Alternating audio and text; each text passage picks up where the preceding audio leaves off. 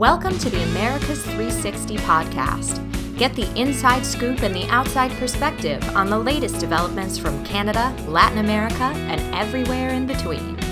America's 360 is a production of the Woodrow Wilson International Center for Scholars. Hello, I'm John Molesky. Welcome back to another episode of America's 360. This program is brought to you by the world's #1 think tank for regional studies. And America's 360 is a collaboration among the Wilson Center's Argentina Project, Brazil Institute, Canada Institute, Latin American Program, and Mexico Institute. We're in the midst of election season in the Americas, and while every election can be significant, there's a sense that the current slate of votes to be taken is loaded with highly consequential decisions facing voters. Some are upcoming, while others have already taken place. In this episode of America's 360, our roundtable will review outcomes of elections in Bolivia and Chile, and also look ahead to what might happen in Canada. So let's get started. We're joined by Argentina Project Director Benjamin Gadan. Hi, Benjamin. How are you, John? Doing well, thank you. Brazil Institute Director Ricardo Zuniga. Hi, John. Hey, Ricardo. Canada Institute Director Christopher Sands joins us. Hi, John. Hi, Chris. We're also joined by Latin American Program Director Cynthia Arnson. Hi, Cindy. Hey, John. And Mexico Institute Director Duncan Wood. Hello, Duncan. Good afternoon, John. Let's get started. There are 3 countries and elections on our agenda for today. We're going to discuss each separately. And we'll begin by asking Benjamin to provide our panel with an overview of the October 18 general election in Bolivia, where votes were cast for president, vice president, all seats in both the Senate and the Chamber of Deputies. Benjamin. Thanks so much, John. Listen, what happened in Bolivia, I think most notably, was what we did not expect to occur. Right? Last year, there was an election in Bolivia. President Evo Morales had sought a controversial 4th term. He ignored a national referendum that would deny him the right to run again. He got approval from the Supreme Court. And amid allegations of fraud, violent protests, and a nudge from the armed forces, Morales ended up fleeing Bolivia and living where he lives today in exile in nearby Buenos Aires. The country has remained deeply divided ever since, with social tensions worsened by a highly conservative interim president still in office, Jeanine Áñez. She's led Bolivia since Evo's departure. So as you can imagine from all that context, the international community and most of all Bolivians were really on edge leading up to the October 18th election. And very unexpectedly, the election that you referenced went smoothly and went peacefully. And that's in large part because it was a landslide. Right? Your concern in these situations always is that the election is close, which means there's some opportunity for skullduggery, a little bit of manipulation, a little bit of contesting votes in a way that can get heated very fast. In this case, Morales' former finance minister, Luis Arce, won over 55% of the vote, even though he was competing against 6 other candidates. The closest competitor was former President Carlos Mesa, who got about 1/3 of the vote. And because the difference between those candidates was so vast, Mesa quickly conceded. He congratulated Arce on Twitter. Áñez also recognized the result, which is no small thing. She was accused of authoritarian behavior over the last several months. She repeatedly delayed the election, claiming that she was extending her rule only because of concerns over the pandemic. So the fact that she and the major opponent conceded quickly was really significant and, again, really unexpected.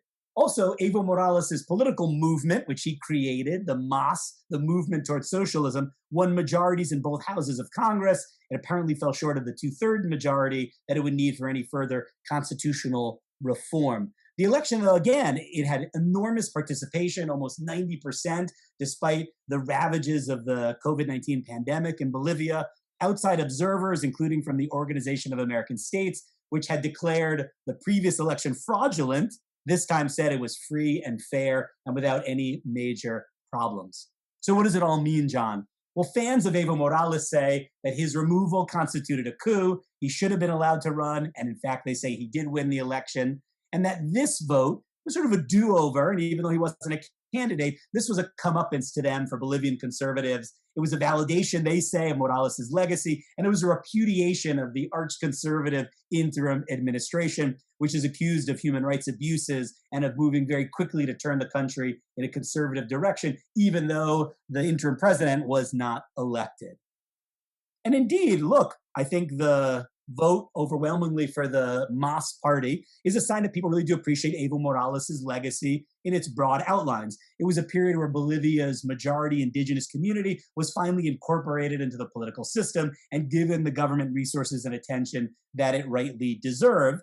And the economy performed relatively well under Evo Morales, in large part thanks to high prices for Bolivian natural gas. This was during a period of so-called pink tide leadership in Latin America and high commodity prices. And Evo Morales was one of the last of the leaders in the pink tide to still be in office up until he was deposed or fled last year. But importantly, and I'll finish with this, Arce, the president-elect, is temperamentally very different from Morales. He's more technocratic. He has said that Morales, who, as you know, faces criminal charges in Bolivia, who is increasingly authoritarian in his last years in office, who had been losing popularity, that Evo Morales will not have a role in the new administration, even if he'll likely be allowed to come back to Bolivia and probably see the criminal charges dissipate.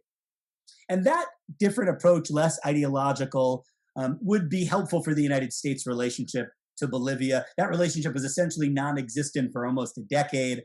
It was reborn, perhaps too enthusiastically, under the interim government, and it was being rebuilt gradually during this period of conservative rule in Bolivia. But it had gotten really bad under Evo Morales. In 2008, the Bolivians expelled the U.S. ambassador, expelled USAID, stopped cooperating with the Drug Enforcement Agency, even though Bolivia is a key producer of coca used to process cocaine for the U.S. market. And so, whether the U.S.-Bolivian relationship can survive the return of Evo Morales and his party, we'll see. But I think there is a possibility, because of Arce's style and because of the remarks he's made already, that he will have a different approach to governing, less ideological than Evo Morales. I'll leave it there.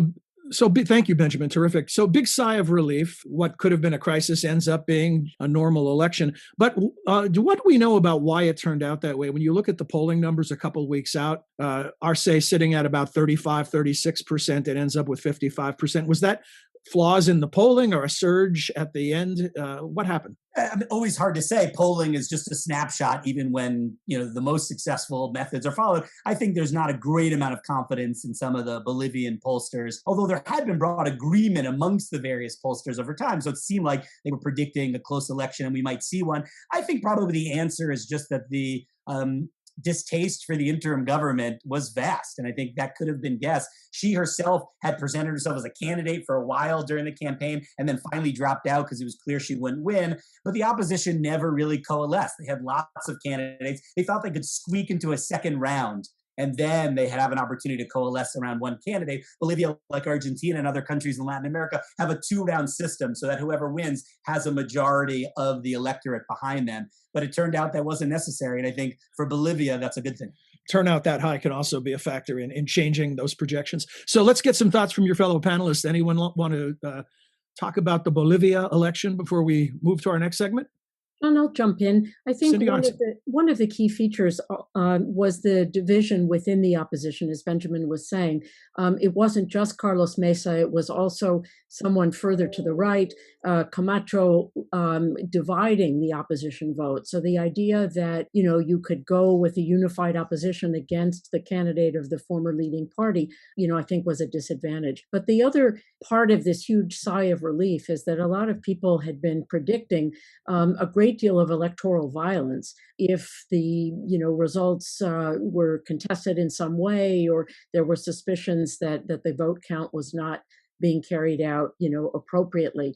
There were street protests in which many people were killed, property damaged in the wake of the election in which Evo was defeated or ousted in a coup, depending on the language. I mean, there were some real irregularities in the vote, but there was significant political violence at that time. And given the level of polarization in the country, there were some really, I think, well-founded fears of violence should this not go smoothly or in a very demonstrable win by one side or the other. Duncan. Yeah. So I find it interesting that the pre-election polling suggested that 1/3 of voters didn't think that their vote would be respected, which suggests real problems with legitimacy. But the election result itself suggests, as Cindy just indicated, that there is actually a surprising amount of unity in the country, and that's something which I think is extraordinarily encouraging at a time where we do see polarization across the board in the hemisphere right now. So I guess I have a question for Ben more than anything, which is, does this mean that we're going to see a united Bolivia that is ready to overcome its many development problems? We will not, Duncan. I think Bolivia, unfortunately, remains, violently divided, even if we didn't see violence following this election. The fight for shares remains, the idea of the indigenous community now involved in the system, but represented by groups that, really have little base in some of the other regions outside the highlands. I think, I don't unfortunately feel optimistic yet, but hopefully Arce will be a unifying leader and will prove me wrong.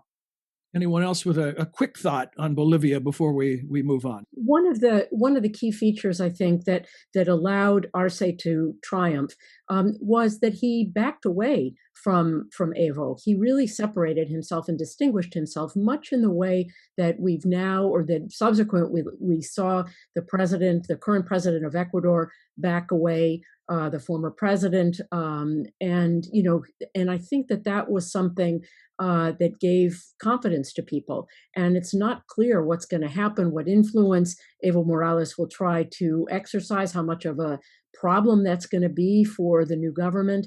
But it is, I think, notable that because a lot of Morales' traditional base had backed away from him when he tried to run for a fourth term that had been, ruled out in a national plebiscite. It was very important that Luis Arce distinguish himself, from the previous presidents. Okay, thank you. And we're now going to turn our attention to Chile, where voters decided on the fate of the Constitution inherited from the Pinochet dictatorship. And Cindy, while you're still on the microphone, we're going to ask you to provide a briefing on what just took place a couple days ago. Great.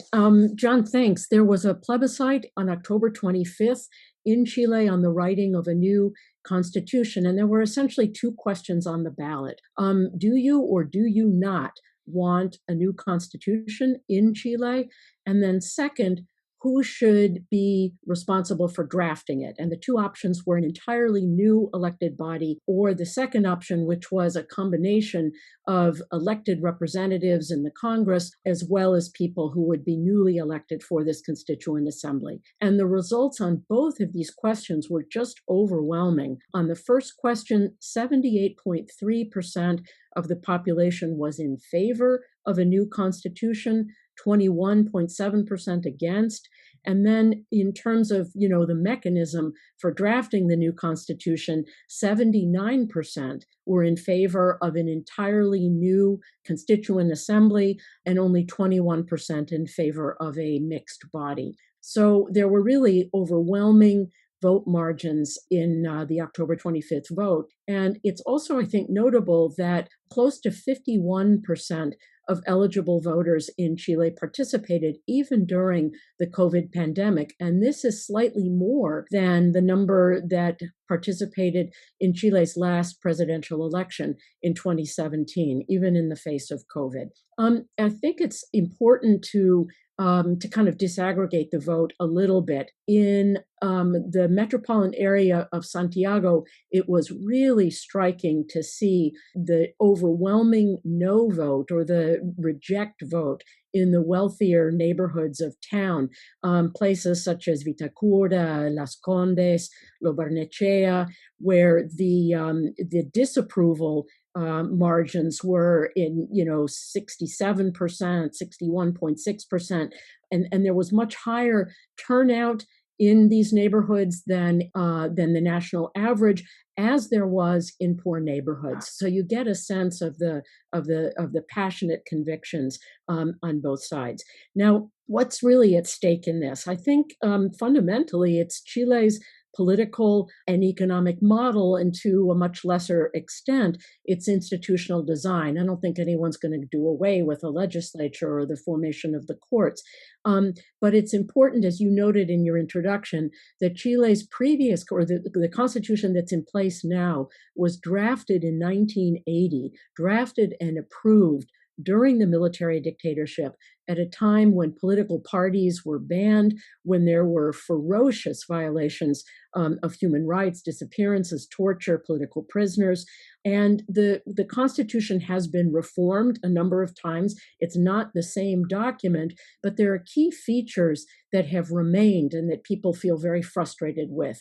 The protection of private interests, especially, requiring supermajorities if you're trying to make fundamental reforms in health and education, restrictions on collective bargaining, things that feel out of sync and out of step with current Chilean society.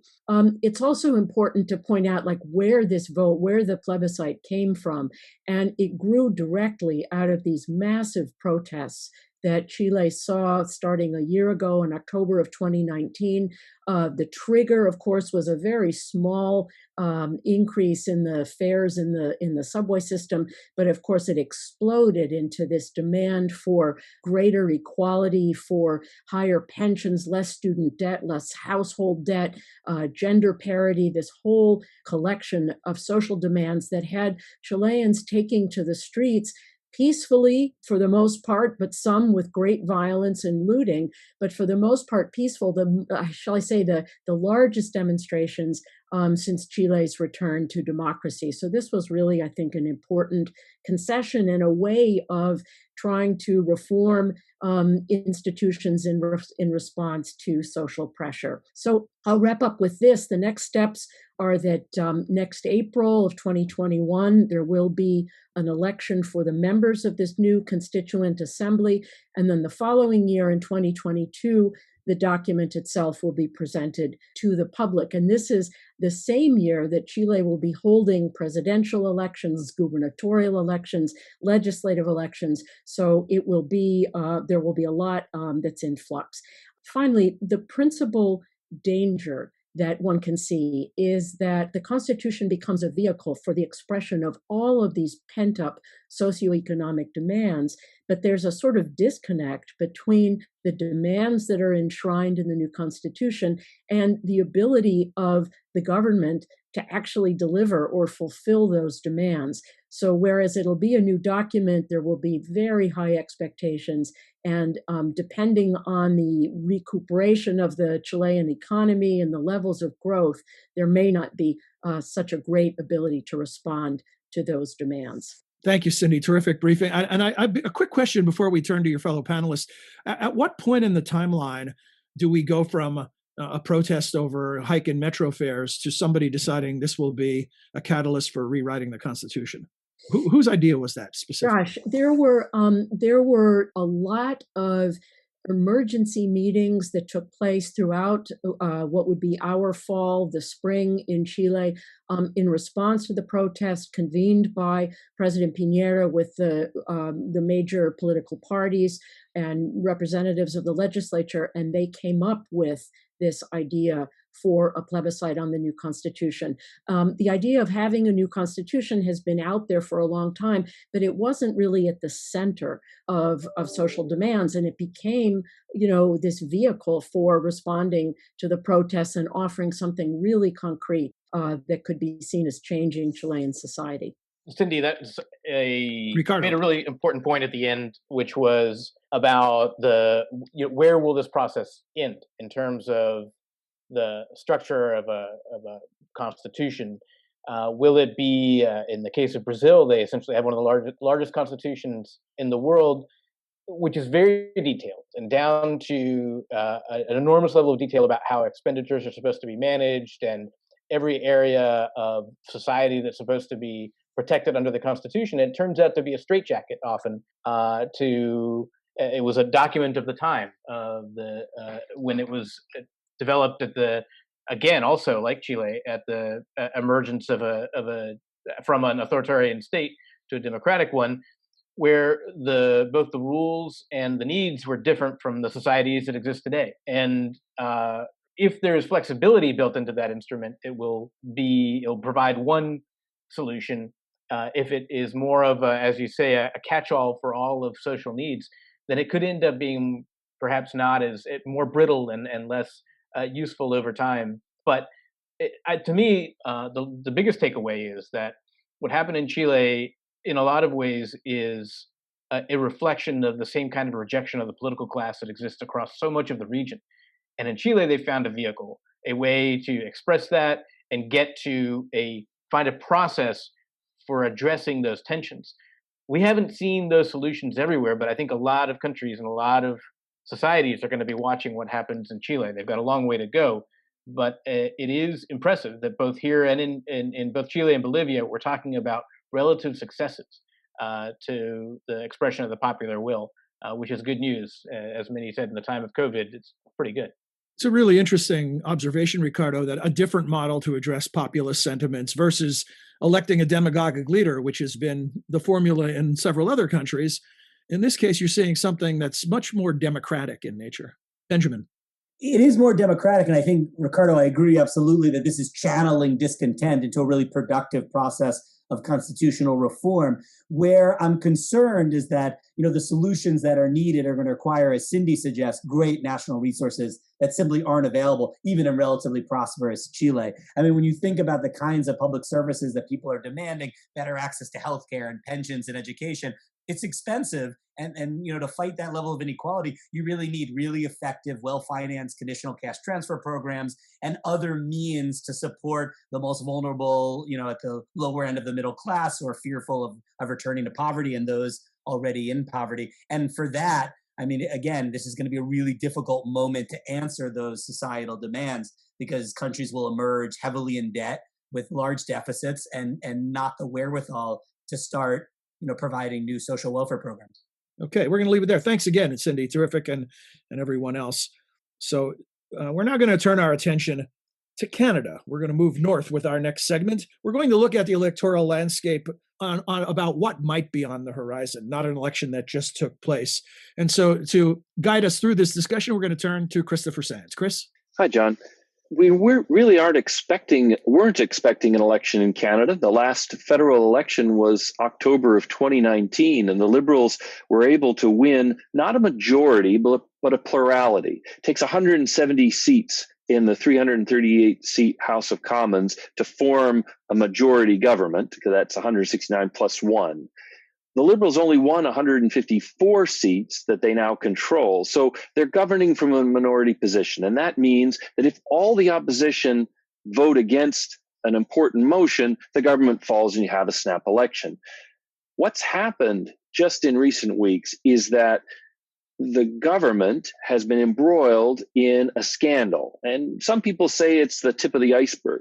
The Trudeau government tried to give a $920 million contract to a foundation to run a cash transfer program to youth across the country. The foundation's known for its work with youth, but the Trudeau government wanted to offer that contract on a no-bid basis. There was no competition. They were just going to hand over the funds, and there's a fairly generous allotment for overhead built into the contract. Now, the opposition parties asked questions about why spend so much money and why spend it on this particular foundation. They were also upset because during most of the summer, Parliament didn't meet. The government made commitments to spend large amounts of money in response to COVID, but those weren't commitments based on a parliamentary vote. So the opposition felt that this was not getting enough scrutiny and not getting enough attention.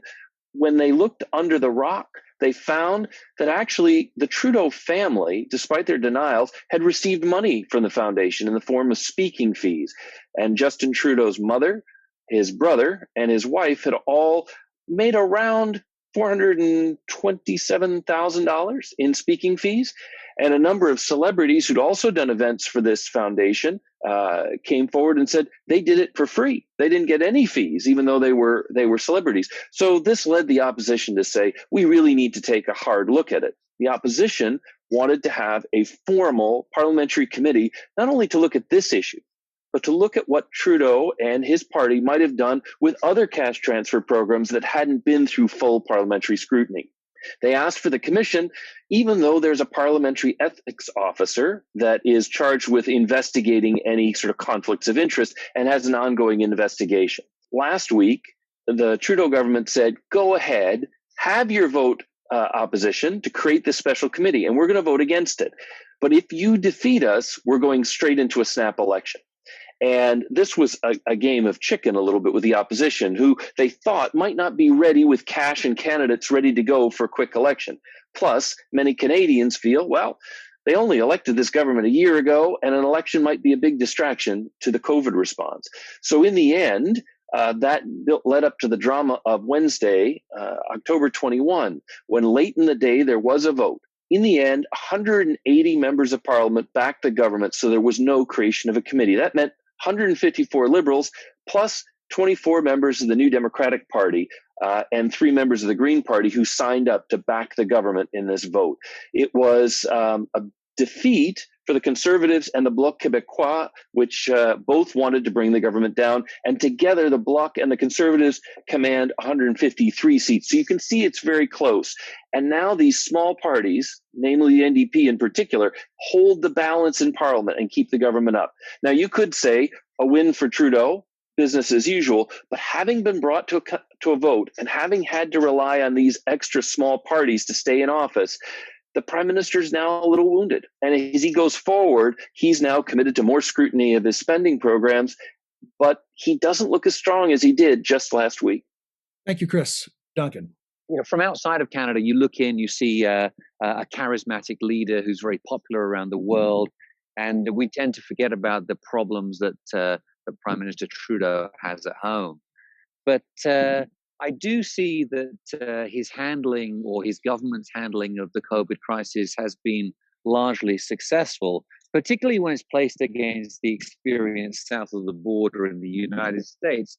And I wonder whether that was part of the NDP's political calculation in bandwagoning with the government. I guess my question for Chris is there a calculation on the part of those smaller opposition parties that right now they look at the electoral landscape and they do see that the Liberals are in a much stronger position? I think, Duncan, that's largely right. The opposition is quite divided about whether to bring Trudeau down. Smaller parties like the NDP see some advantage building up their reserves, getting more candidates that are attractive, ready, and hopes then to challenge the Liberals, but only when they're ready to do so. At the same time, though, one of the secrets to Canada's successful management of the COVID response is that the provinces, which are responsible for delivering on healthcare, education, and actually doing the closure of the economy, they've more or less backed the federal government, even when provincial governments are of a different party, so long as the federal government was willing to write the checks that they wanted to be able to pay for the services that they needed. One of the things about Canadian healthcare that's sort of not well known in the US is they operate at about a 90% capacity utilization rate. So hospital operating rooms, emergency room beds, and ICU units are almost always nice and full. But that means in a crisis, they need surge capacity. Now, Ottawa has much greater tax capability and has borrowed a lot of money. Canada's gone heavily into debt to be able to write those checks to the provinces. There are some warning signs that money may run out. And if that does, then I think you could see the provinces getting much crankier about the federal government. I think the NDP and the Greens are saying right now Trudeau's popular. Our best chance to take votes away from him is once he runs out of money, and we'll just wait. We'll wait until that day happens. And unfortunately for Canada, unlike the United States, international markets and lenders are not as enthusiastic about Canadian debt as they are about a big country like the US's debt. So there's a reckoning coming, and I think the opposition for now is holding up with Trudeau, but they may not long term. That's a good question, Chris. I mean, given the direction it looks like U.S. politics might very well be headed and the importance of the relationship between Canada and the United States, is there any desire to ensure that Canada is governed by a party and an individual who would have presumably quite warm relations with the next United States president? We've had a bit of a mismatch ideologically over the last few years. Yeah, I do think that comes up for Canadians, but one of the things that makes Canada-U.S. relations interesting is that by and large, the public will give their prime minister a lot of room to deal with the United States. And so during Stephen Harper's government, he was conservative, there was a lot of room on the part of the voters for him to deal with Barack Obama on things like the Keystone Pipeline. Even when those relations were rough, people said, well, it's best to back the prime minister. We have to get along with the United States. Here, too, even though Donald Trump has called the prime minister names, and they apparently don't have a very good working relationship, the public's been willing to back Trudeau, knowing that he has to take his lumps, even get insulted, and just keep the relationship working. What you're talking about is maybe the great hope, which is that if we get rid of Donald Trump down here, that it wouldn't just be about maintaining a difficult relationship, but there'd be high upside potential to make the relationship much better. So I think it's more in that sense that Canadians looking at the U.S. election might think, well, this could be an opportunity for real improvement. Better not rock the boat now.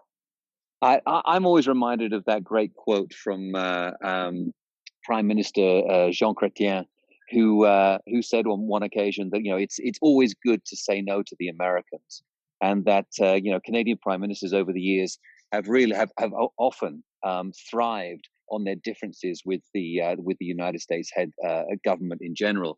And that actually tends to sometimes to rally support around the prime minister.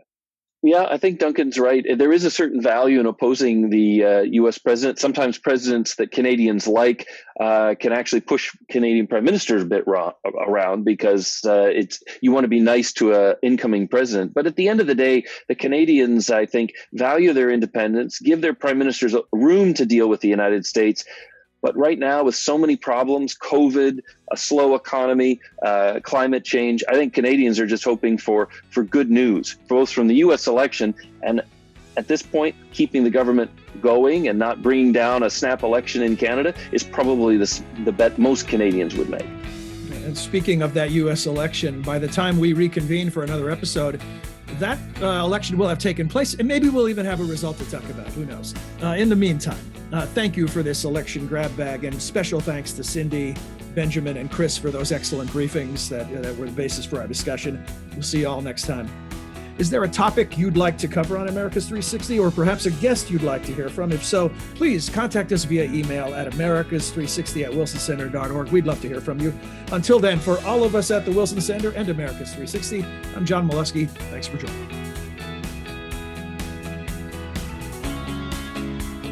You have been listening to Americas 360, a podcast about the innumerable ties among the nations of the Western Hemisphere.